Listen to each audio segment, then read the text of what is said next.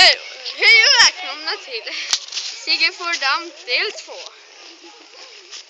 När man är ute på stan så kanske man får damp så här. Och då kanske man får dödstryck så här. När man snubblar.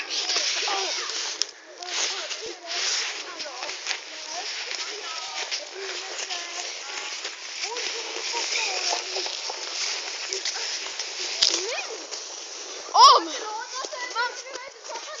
snubblar och inte får dödstryck så här, då betyder det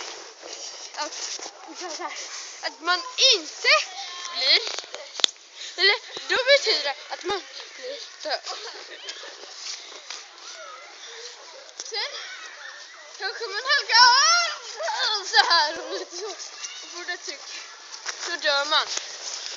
Ja. Och sen en liten överraskning här. Säg hej och adjö till er familj. Klart slut. Hej då!